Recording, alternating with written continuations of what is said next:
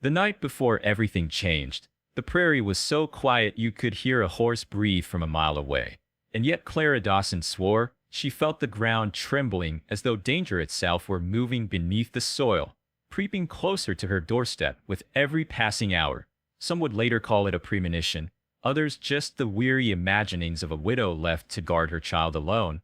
But I tell you, friends, it was the beginning of a story that would test the limits of loyalty, silence, and the kind of promise made in whispers that echo louder than any shout.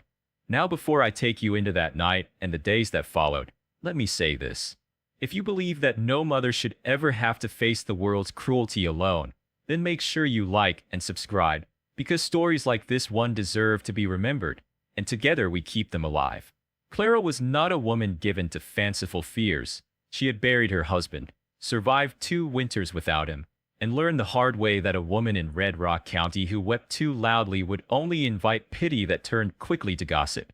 So she trained her face into steel and her heart into stone for the sake of her 6-year-old son Samuel, a boy with curls like wheat and a laugh that made even the grimmest townsfolk smile. Yet that night, as the wind rattled the shutters of her modest homestead on the edge of town, Clara knew in her marrow that someone was coming for what little she had left.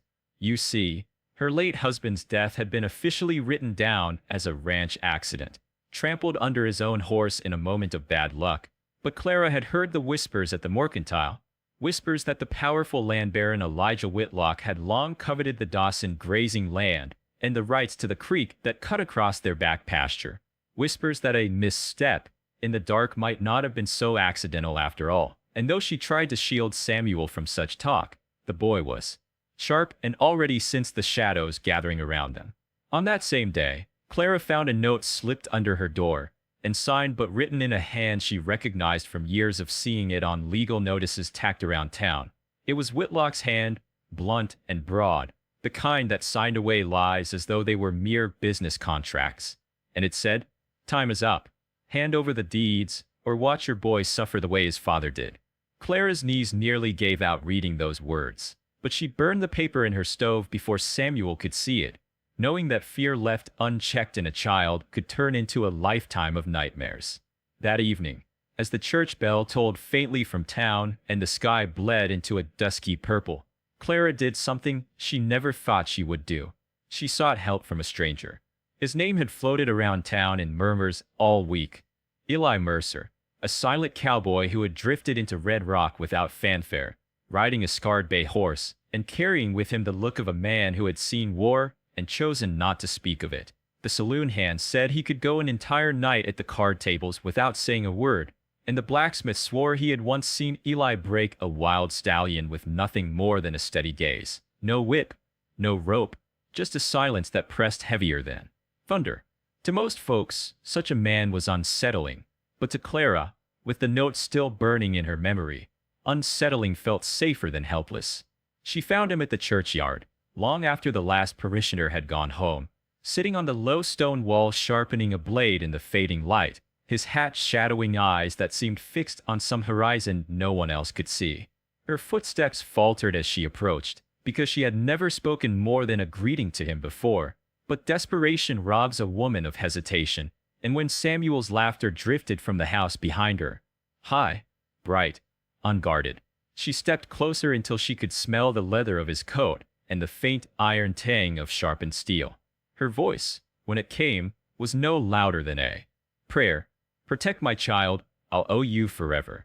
The words trembled in the air, a plea and a vow all at once. And though she expected him to look at her with pity or turn away like so many others had, Eli only paused in his sharpening, lifted his head just slightly, and tipped his hat as though to say he had heard and agreed, even without a single word passing his lips.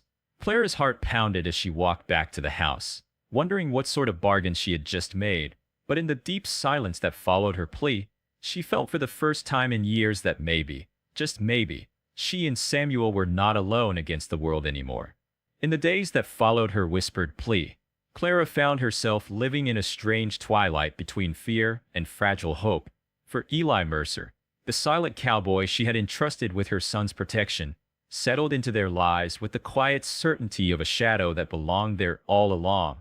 neither asking permission nor demanding thanks, only moving with a steadiness that spoke louder than words could ever have. He took to sleeping in the loft of the barn, close enough to hear the creak of a gate or the shuffle of boots in the night, but far enough that Clara's reputation would not be torn to shreds by the gossiping tongues of Red Rock's women, who already eyed her suspiciously when she bought extra flour or walked Samuel to school with her chin lifted higher than they thought proper for a widow. Samuel, on the other hand, wasted no time attaching himself to Eli, trailing after him as he mended fences, fed the horses, and split kindling, peppering the man with questions that went unanswered but never ignored, for Eli would simply nod or demonstrate with his hands until the boy's eyes lit with understanding, and Clara saw something in Samuel she had feared would fade since his father's death. Laughter, bright and unguarded, the kind that made her throat ache with gratitude even as she worried about the price of such a fragile gift. But Red Rock County was not a place that allowed happiness to go unchallenged, and before the week was out, Whitlock's shadow fell heavier across their homestead, his men lingering at the far fence lines, his riders leaving boot prints too close to Samuel's play yard, his threats spreading like smoke through the saloon, where men muttered that Whitlock aimed to claim Dawson land one way or another, widow and child be damned. Clara knew she could not keep the danger hidden forever, and one evening as she watched Eli oil his rifle in the glow of a lantern, she forced herself to ask the question she had been circling since the night in the churchyard. "Why do you help us?" At first she thought he might ignore her, but then he raised his eyes, and though his lips barely moved, his voice, rough, low, like gravel sliding down a hillside, broke the air for the first time in her presence. "Because I once failed." The words dropped like stones in her chest, heavy with a story he did not finish, but the look in his eyes told her enough. Told her of a past where silence had not been strength but punishment, where another woman or child had needed him and found him too late. After that, she stopped questioning his presence, and instead began to fold it into her days like the steady rhythm of her own breath. She left food at the barn door without comment. She stitched an extra patch on Samuel's trousers after Eli's hand caught, and tore them lifting the boy to his shoulders. She found herself humming while sweeping, a sound she had not made in years, because the house felt less empty with him near. Yet, the town had not missed the change, and soon whispers began to spread, first soft, then sharp, about the widow Dawson keeping company with a drifter of unknown past, a man who spoke with his fists more than his tongue, a man who might bring ruin upon her. One Sunday, as Clara sat stiff-backed in church with Samuel at her side, she felt the weight of eyes on her, and turned to see Whitlock himself, seated 2 pews ahead, his broad shoulders straight as a post, his head turning just enough to catch her gaze, his lips twisting into a smile that promised everything but mercy. After service, he blocked her path in the churchyard, leaning close enough that she caught the smell of tobacco on his breath, his voice pitched low for her ears alone. "You think that cowboy silence will scare me, Clara? He'll be gone come winter. I'll see to it. And when he is, you'll be alone again, with a boy too small to fight the men I'll send." She did not flinch, though her stomach knotted, for she had grown used to cloaking her fear, and with Samuel's hand in hers, she lifted her chin and said, steady as steel, "Then you had better make sure you're ready to face him before you try." Whitlock's smirk faltered for the briefest moment, enough for her to know that Eli's silence, his stillness, unnerved even men who built their lives on intimidation. That night, Clara told Eli what had happened, her voice low as she kneaded bread at the kitchen table, and though he said nothing, his hands stilled on the whetstone, his jaw tightening like a rope pulled taut, and for the first time she saw in him not just a guardian, but a storm waiting for the right sky to break. Still, life wove itself between dread and duty. Samuel's lessons, the tending of the garden, the small mercies of sunlit mornings. And in those interludes Clara began to see Eli as more than her protector. She caught herself watching the way he gentled the horses, how he carried Samuel when the boy fell asleep against his shoulder, how his silence was not emptiness but choice, a shield he carried as carefully as his rifle. One evening, as they sat by the hearth while Samuel dozed under a quilt, Clara dared to say softly, "You're not alone here, Eli. Not anymore." He looked at her, and though he did not answer, The flicker in his eyes was more honest than words could ever be.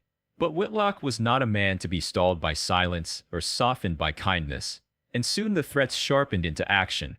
Fences cut, cattle driven off. One morning a bullet lodged in the wood of the barn door, a warning that the next might not miss. Clara held Samuel tighter that night, but Eli only cleaned his rifle with slow, deliberate care, his silence speaking louder than any promise, and she knew then that the day was coming when words would no longer suffice, when Whitlock would ride not with threats, but with guns, and the only thing standing between her child and ruin would be the silent cowboy she had once begged for help. The day Whitlock finally came was a day the wind carried no song, only dust that stung the eyes and silence heavy enough to make even the birds take cover. And Clara knew before she saw the riders crest the ridge that this was the reckoning Eli had been waiting for.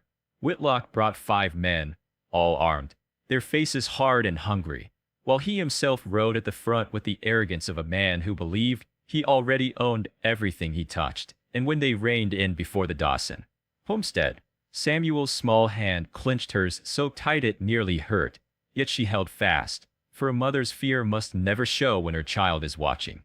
Eli stepped forward from the barn, rifle resting easy in his hands, his expression unreadable, but his body still as stone, and for a moment the 2 men stared at each other across the yard, one cloaked in silence, the other in threats, until Whitlock broke it with a sneer.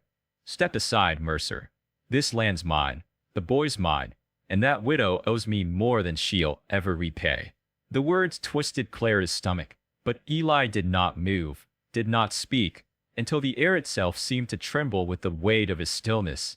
And then at last, in a voice rough from disuse but steady as iron, he said, "You'll never touch your boy." The simplicity of it hit harder than any shouted warning, and for the first time Clara saw a flicker of doubt in Whitlock's eyes, though his pride forced him to cover it with laughter.